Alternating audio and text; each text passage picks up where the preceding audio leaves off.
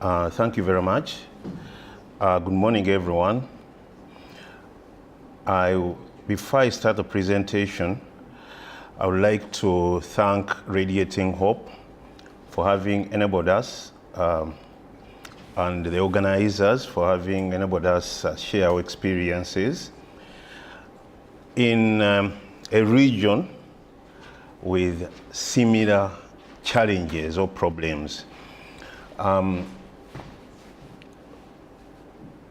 My presentation is about our experience when we are challenged, when we went through a difficult time, when our machine broke down.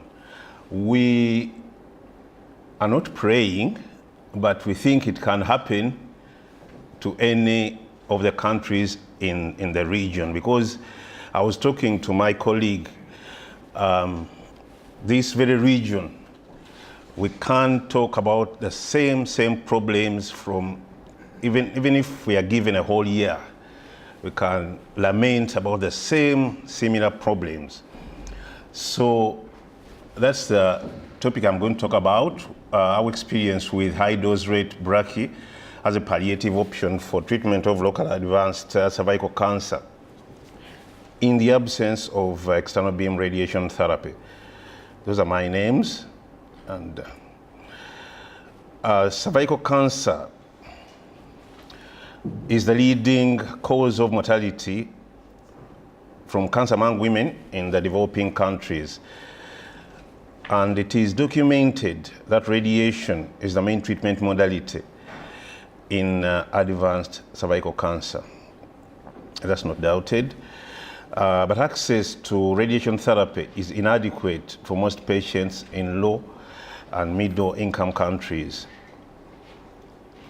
As has already been alluded to, our population is about 40 million. However, in 2015, we treated about 2,000 new cancer patients, and of these, 40 to 42% were cervical cancer patients. Unfortunately, in March 2016, up to November 2017, that's about 1.5 years, we had no functional external beam radiation therapy. As everybody is aware, this attracted national and international attention.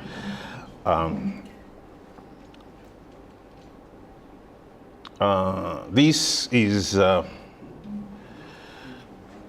our machine which broke down, but it was installed in 1995 up to 2016 March when it broke down. Fortunately, we have a new one which was installed in November 2017. So with that old machine,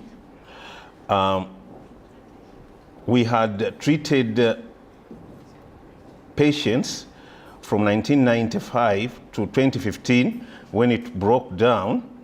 We had treated 25,465 patients with teletherapy, and these were about 600,000 sessions of treatment.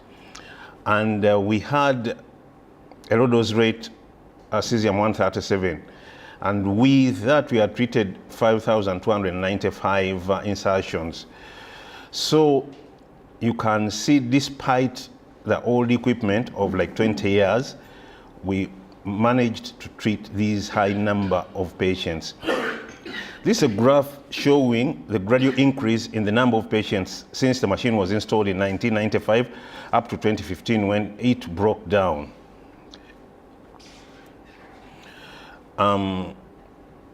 When that machine broke down in 2016, fortunately we got a new HDR Cobalt 60 brachy unit.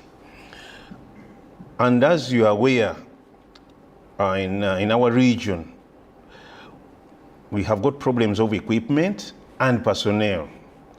But luckily in Uganda, when that HDR was commissioned, we had well-trained personnel and we were available. So we didn't have to go for training again.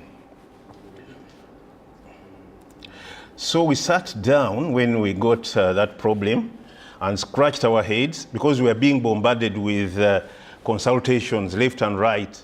46-year-old with PV bleeding. Can you advise us? And so we were we handled many consultations, especially cervical cancer. And we had to sit down as a department and scratched our heads and wondered what we could do with our HDR. And we came up with a protocol.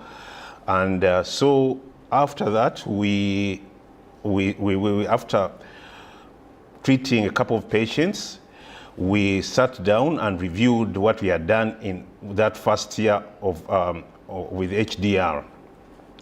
So the study was to report on our one-year experience of using HDR brachy as a treatment modality for local advanced cervical cancer in the absence of external beam.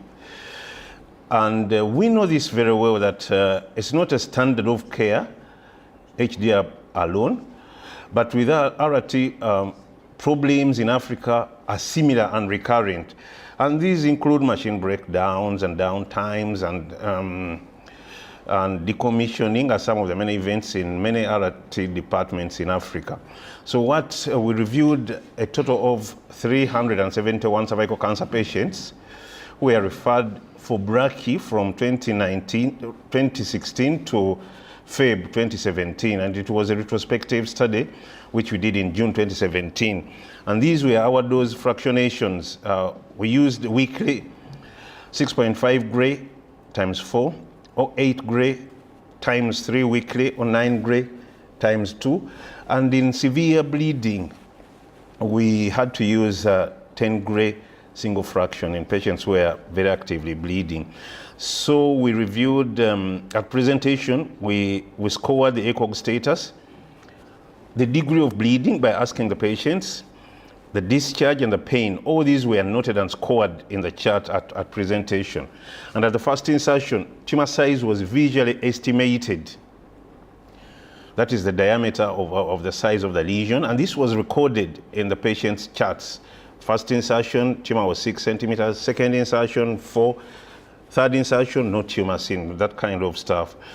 So response was assessed by improvement in the above parameters at subsequent insertions, and also on follow-up. We are doing speculum examinations on follow-up and assessing and measuring, visually estimating the diameter of our lesions.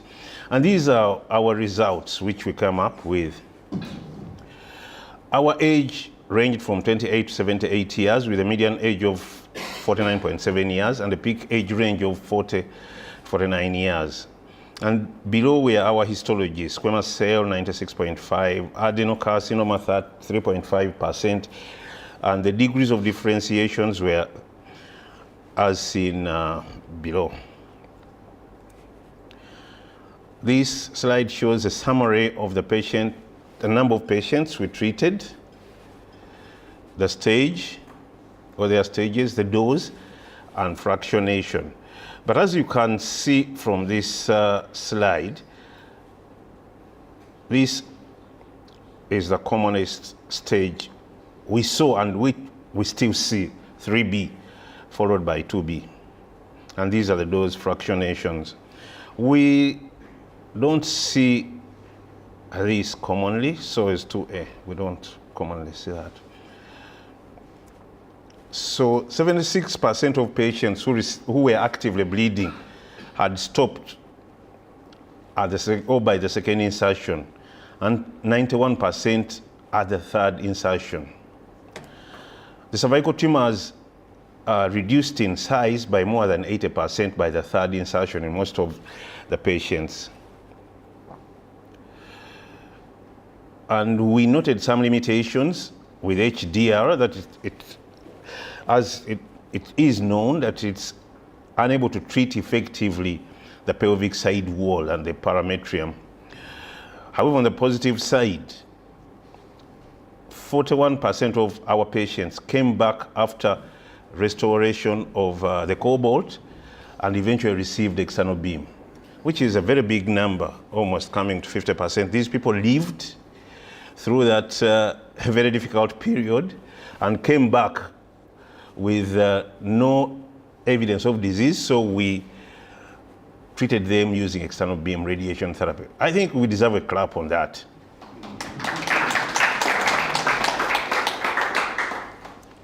So in conclusion, HDR brachy offers good palliation for local advanced cervical cancer. But as we all know, it cannot replace the standard of care, which is concurrent chemoradiation.